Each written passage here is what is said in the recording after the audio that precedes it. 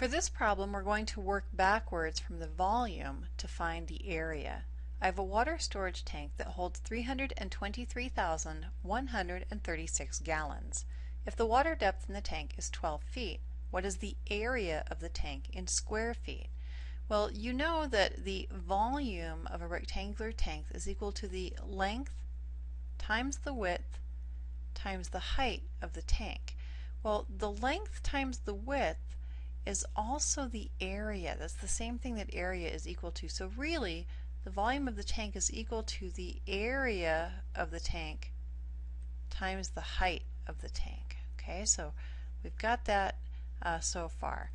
So they told me that the height of the tank is 12 feet, so I'm good there, and I'm looking for the area, and they've given me the water storage tank in gallons. And so the first thing that I have to do is I have to turn gallons into something different so that when I go to cancel the units, because I'm going to have feet here and I'm going to end up with square feet for area. Those are the units that those things are going to be in. So what I really need to have on this side is cubic feet in order for everything to work out, and I don't have cubic feet. What I have is gallons. Okay, so the first thing that we're going to do is we're going to do our railroad track and we're going to convert gallons to cubic feet. So I have 323,136 gallons. Here's my little track. Gallons is on the top, which means the next one has to go underneath. There are 7.48 gallons in every 1 cubic foot. Now, just to be sure that this is all working properly, I am going to pick a different color here and make sure that my units cancel. So I've got gallons up top, cancels with gallons underneath, and that leaves me with cubic feet.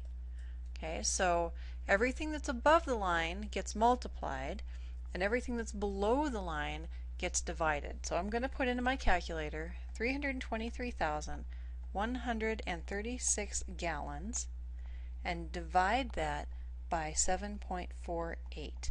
And I find that the cubic feet of the tank is about 43,200 cubic feet of tank. Okay, so now I'm going to take this answer and I'm going to go over here and put it back into my equation.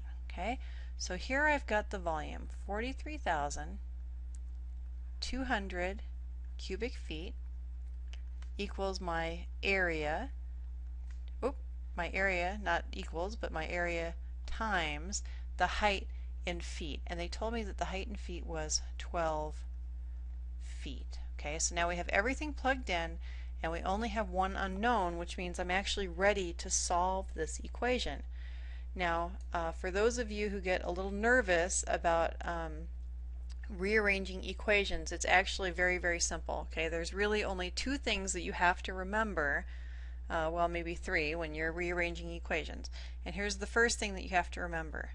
Okay, the first thing is I can do anything I want. Do anything. Okay? But after I do it, I must do it to both sides of the equation. Okay, I have to.